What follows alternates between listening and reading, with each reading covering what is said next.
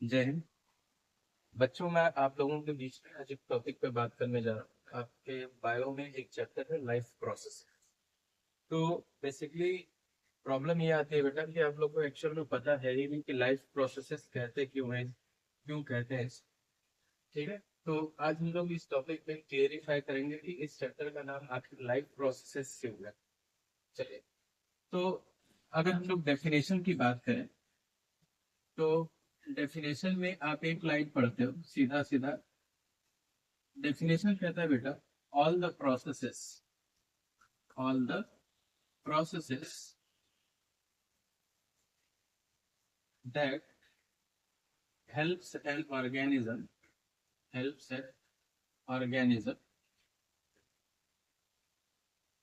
for sustaining for sustaining their life is known as life process. Now this is the actual definition of life processes. कहता है बेटा कि वो सारे processes जो किसी भी ऑर्गेनिज्म को सस्टेन करने के लिए हेल्पफुल होता है उसको हम लाइफ प्रोसेसेस कहते हैं। ठीक है। तो बेसिकली बेटा ये लाइफ प्रोसेसेस हैं क्या, या कौन कौन से ऐसे लाइफ प्रोसेसेस हैं जिसके बिना ऑर्गेनिज्म सरवाइव नहीं कर सकता। तो इसमें सबसे पहली बात आती है बेटा न्यूट्रिशन की। न्यूट्रिशन। दूसरा है बेटा रेस्पिरेशन। दूसरा रेस्पिरेशन। तीसरा सर्कुलेशन। और चौथा है इसमें बेटा एक्सक्रीशन।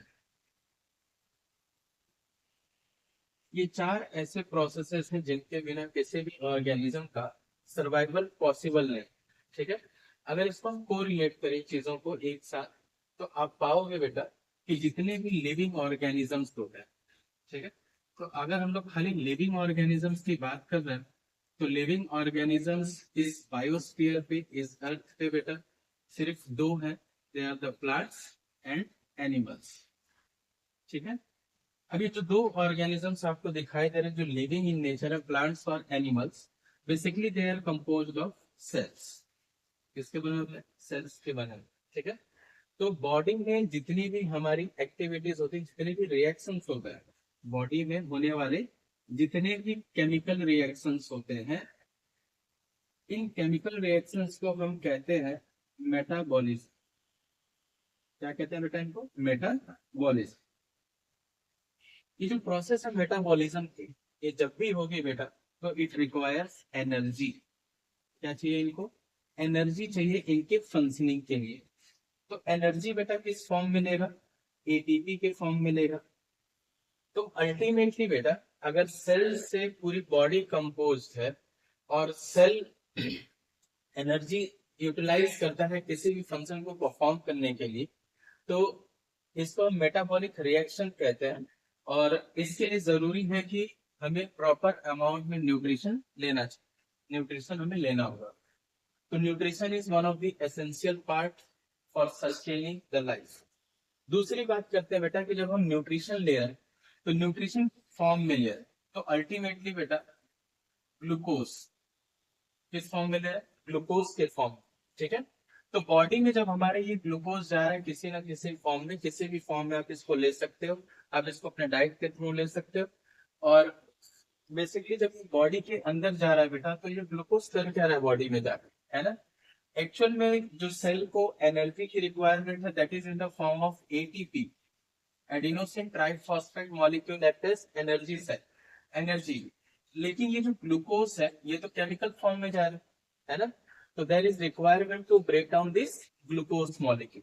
ग्लूकोज मॉलिक्यूल को तोड़ेंगे बेटा तो ये क्या बनाएगा? एटीपी बनाएगा। इसको बनाने के लिए अगली स्टेप हम चलेंगे। That particular step is known as respiration. ठीक है। तो अभी फिलहाल आप ये समझो बेटा कि लाइफ प्रोसेस को कहा क्यों गया लाइफ प्रोसेस। इन चार प्रोसेस में से कोई भी प्रोसेस ऐसी है जो लाइफ को सस्टेन करने के लिए इंपॉर्टेंस शो नहीं कर रही, तो उस चीज को हम क्लेरिफाई कर रहे हैं। तो second we will talk about respiration. चलिए, तो रेस्पिरेशन के लिए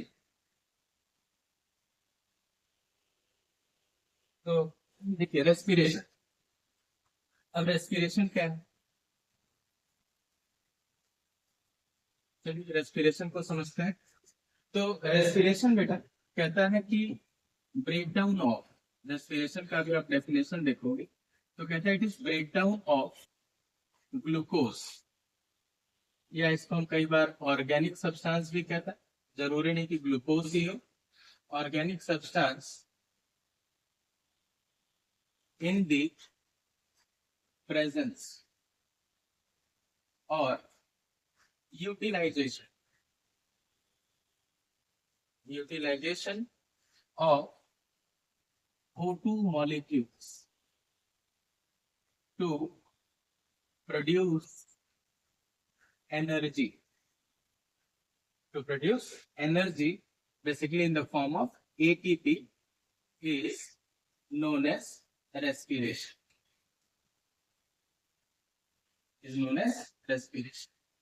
ठीक है।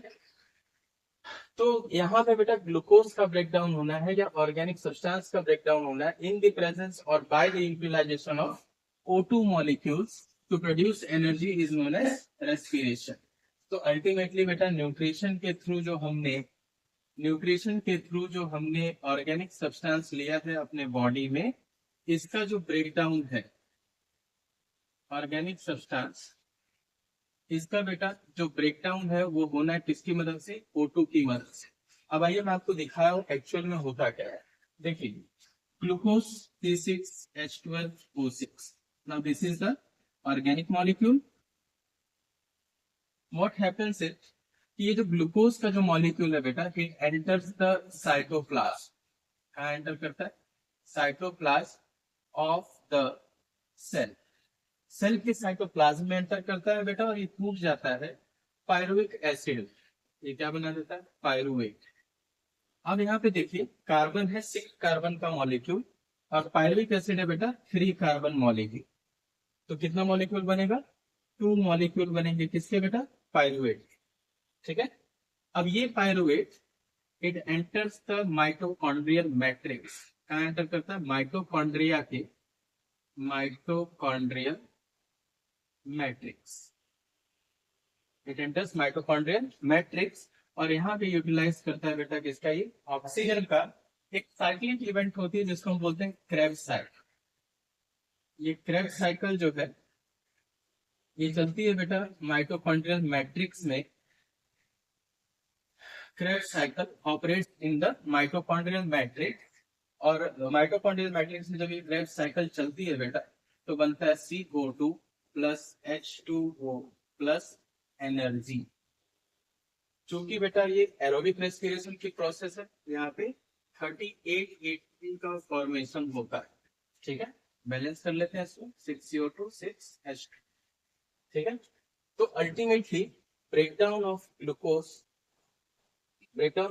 Requires oxygen molecule and this process takes place during the process of respiration, यानी कि जो कुछ भी आपने खाया उसके लिए जरूरी है रेस्पिरेशन प्रोसेस, ठीक है। तो ये डिपेंडेंसी शो करता है न्यूट्रिशन के ऊपर, आप खाओगे तो रेस्पिरेशन होगा, और रेस्पिरेशन जब होगा तो ये बेटा ग्लूकोज मॉलिक्यूल का ब्रेकडाउन होगा और एटीपी का फॉर्मेशन होगा, ठीक है। आई होप इतनी बात आप लोग को क्लियर हो गई होगी। अब आगे बढ़ते हैं बेटा, अब इसके साथ हम लोग कोरिलेट करेंगे सर्कुलेशन प्रोसेस, ठीक है।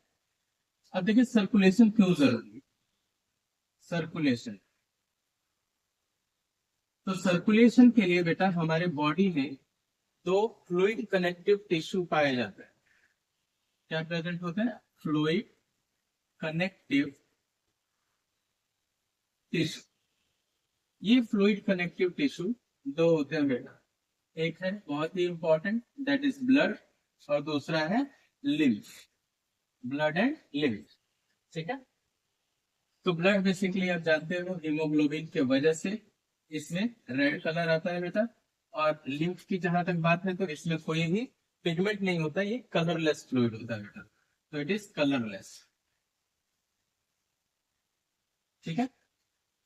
तो जैसा कि बेटा मैंने आपको बताया कि once the glucose molecule is broken and ATP is form, body में हमारे जितने भी सेल्स है बेटा वो पर्टिकुलर एटीपी मॉलिक्यूल को यूटिलाइज करते हैं as a source of energy. तो प्रॉपर सर्कुलेशन जो है वो किसके थ्रू होता है, बॉडी में हमारे ब्लड के थ्रू होता है बेटा। ठीक है। अब अगर आप थोड़ा सा डाइजेशन वाले पोर्शन पे चलें, डाइजेशन की अगर हम लोग बात करें जहाँ पे हमने न्यूट्रिशन की प्रोसेस को समझा है, तो ब्लड में जब न्यूट्रिएंट्स स्मॉल इंटेस्टाइन में ब्रेक होते हैं बेटा, तो उसको एब्जॉर्ब करते हैं एक फिंगर लाइक प्रोजेक्शन जिनको हम विलाई कहते हैं। ये विलाई जो होती है they are connected with high supply of blood vessel, जहां से न्यूट्रिएंट्स का एब्जॉर्प्शन होता है। और एब्जॉर्ब होने के बाद बेटा यही ब्लड के थ्रू डिफरेंट बॉडी पार्ट्स में बेटा न्यूट्रिएंट्स पहुंचते हैं बेटा, डिफरेंट बॉडी पार्ट्स। ठीक है। अब जब डिफरेंट बॉडी पार्ट्स में न्यूट्रिएंट्स पहुंचते हैं तो वहीं पे बेटा फिर क्या होगा, रेस्पिरेशन की प्रोसेस चलेगी और हर उस सेल में जहां पे ये ब्लड जा रहा है उनसे बेटा जा करके कंबाइन हो रहा है या उनसे एसोसिएट कर रहा है, वहां पे प्रोडक्शन होगा एटीपी का। ठीक है। अब चूंकि बेटा ब्लड पूरे बॉडी में हमारे ट्रेवल कर रहा है, तो जाहिर सी बात है कि इसके कांटेक्ट में बॉडी के हमारे सेल्स और टिश्यूज सारे कुछ आया। ठीक है। तो अगर सेल के अंदर मेटाबॉलिक एक्टिविटी चल रही है, ठीक है, सेल के अंदर अगर मेटाबॉलिक एक्टिविटी का परफॉर्मेंस हो रहा है, यहाँ पे चल रही है, मेटाबॉलिक एक्टिविटी चल रही है, तो बेटा जरूरी नहीं कि सेल खाली जो हमारे यूजफुल सब्सटेंसेस है उन्हीं को खाली एब्जॉर्ब करेगा, इसके कुछ वेस्ट प्रोडक्ट्स भी होते हैं। ठीक है। जैसे ब्लड अगर सेल टू सेल ट्रेवल कर रहा है तो ब्लड सेल्स को क्या दे रहा है, ऑक्सीजन दे रहा है। दूसरी चीज इनके पास बेटा क्या पहुंचा रहा है, न्यूट्रिएंट्स पहुंचा रहा है। ठीक। तो बेसिकली अगर बेटा उस सेल्स को ये ऑक्सीजन और न्यूट्रिएंट्स देने का काम कर रहा है, तो जाहिर सी बात है सेल्स के पास कुछ वेस्ट प्रोडक्ट्स भी बनेंगे, मेटाबॉलिक प्रोडक्ट्स भी बनेंगे, वेस्ट प्रोडक्ट्स, जिसको हम नाइट्रोजिनस वेस्ट कहते हैं। ठीक है। अभी जो नाइट्रोजिनस वेस्ट का प्रोडक्शन हो रहा है बॉडी के अंदर, ये कहीं ना कहीं हमारे बॉडी को नुकसान पहुंचाएगा। ठीक है। कई बार इसको देखा गया है कि इसका एक्यूमुलेशन जो होता है नाइट्रोजनस वेस्ट का, वो हमारे लीवर में होता है, लीवर से फिर ये ट्रेवल करके ब्रेन तक चला जाता है, जो मेंटली रिटार्डेड कर देता है लोगों को। ठीक है। तो मेंटल रिटार्डेशन का एक बेसिक कॉज है नाइट्रोजनस वेस्ट का एक्यूमुलेशन बॉडी में। तो बॉडी चाहेगी बेटा कि इस नाइट्रोजनस वेस्ट को भी एलिमिनेट कर दिया जाए, न कि बॉडी में स्टोर होने दिया। ठीक है। तो इसके लिए बेटा अब आगे एक और प्रोसेस चलती है जिसको हम बोलते हैं बेटा एक्सक्रीशन। तो अगली प्रोसेस जो है दैट इज एक्सक्रीशन। अब एक्सक्रीशन का अगर डेफिनेशन पे देखा जाए तो एक्सक्रीशन क्या होता है बेटा, removal of nitrogenous waste from the body. ठीक है। Removal of nitrogenous waste from the body. तो ये जो नाइट्रोजनस वेस्ट का रिमूवल है बॉडी से, ठीक है, ये नाइट्रोजनस वेस्ट का जो रिमूवल है बॉडी से बेटा, that usually take place in the form of a fluid. किस फॉर्म में रिमूव होता है बेटा, फ्लूइड के फॉर्म में होता है, जिसमें मेजर जो इन्वॉल्व है दैट इज थ्रू यूरिन। और यूरिन का फॉर्मेशन जो है बेटा वो किसके थ्रू होता है, किडनीज के थ्रू होता है। ठीक है। तो kidneys plays an essential role in the formation of urine, और यूरिन के थ्रू बेटा maximum amount of nitrogenous waste is excreted out. Other than this हमारे पास प्रेजेंट होते हैं बेटा लेक्राइमल ग्लैंड्स। ये कहाँ होते हैं बेटा, हमारे हमारे आई में होते हैं बेटा, आईज में होते हैं। ठीक है। तो it is removed in the form of tears. ठीक है। टीयर्स के फॉर्म में भी नाइट्रोजनस वेस्ट का एलिमिनेशन होता है। देन तीसरा स्वेट ग्लैंड्स। ये जो स्वेट ग्लैंड्स है ये हमारे स्किन के पोर्स में होता है बेटा, और स्किन के फॉर्म में, स्किन के पोर्स में होता है, तो ये क्या रिलीज करता है, स्वेट। तो this is in the form of fluid. ठीक है। So this are some examples through which nitrogenous waste is eliminated from the body, but major role is played by the kidney that is present in the paired structure. ठीक है। तो अब आपको समझ में आ रहा होगा बेटा कि why this all processes are important for the survival of an organism. जैसे कि मैंने बताया बेटा, सेल्स जो है उनको क्या चाहिए, एनर्जी चाहिए। तो एनर्जी के फॉर्म में हम क्या दे रहे हैं, न्यूट्रिएंट्स। दूसरी बात बेटा मैंने बताया कि इन न्यूट्रिएंट्स का क्या होना चाहिए, ब्रेक डाउन होना चाहिए। तो ये न्यूट्रिएंट्स क्या होगा, टूटेंगे, इनका ब्रेकडाउन होगा। और ब्रेकडाउन होगा बेटा तो इनके ब्रेकडाउन से क्या बनेगा, एटीपी बनेगा, राइट। इनके ब्रेकडाउन से एटीपी बनेगा। और ब्रेकडाउन के लिए जो प्रोसेस रिस्पॉन्सिबल है दैट इज रेस्पिरेशन। ठीक है, रेस्पिरेशन को परफॉर्म करने के लिए हमारे बॉडी में वेल डेवलप्ड रेस्पिरेटरी सिस्टम पाया जाता है। वेल डेवलप्ड रेस्पिरेटरी सिस्टम पाया जाता है बेटा। फिर इस एटीपी का जो फॉर्मेशन हो रहा है that is with the help of circulation process. Circulation को एफिशिएंटली परफॉर्म करने के लिए बॉडी में हमारे एक दूसरा ऑर्गन है जिसको हम हार्ट कहते हैं बेटा, दैट बीट्स 24/7 नॉन स्टॉप। ठीक है, फाइनली अब जो नाइट्रोजनस वेस्ट का फॉर्मेशन हो रहा है बॉडी में, इसके रिमूवल के लिए, नाइट्रोजनस वेस्ट के रिमूवल के लिए बेटा हमारी किडनीज रिस्पॉन्सिबल है। ठीक है, तो अल्टीमेटली बेटा लाइफ को सस्टेन करने के लिए जो मेजर ऑर्गन्स है, जो वाइटल ऑर्गन्स है बॉडी के हमारे, वो कौन कौन से हैं। तो पहला बेटा डाइजेस्टिव सिस्टम, डाइजेस्टिव सिस्टम। दूसरा रेस्पिरेटरी सिस्टम, रेस्पिरेटरी सिस्टम। तीसरा तीसरा बेटा इसमें circulatory system, circulatory system and excretory system. ठीक है, ये सारे के सारे जो सिस्टम है हमारे बॉडी में, they perform their own specific function and hence they are the vital systems, vital systems that supports life of an living organism। ठीक है, आई होप आप लोगों को बात समझ में आई होगी कि इस चैप्टर का नाम लाइफ प्रोसेसेस क्यों है। और अल्टीमेटली बेटा इस चैप्टर के नेक्स्ट पार्ट में हम लोग डिस्कस करेंगे अलग अलग प्रोसेसेस के बारे में। और अगर आप लोगों को मेरी वीडियो अच्छी लगी हो तो प्लीज आप दूसरे बच्चों तक इसको पहुंचाएं और ज्यादा से ज्यादा शेयर करें।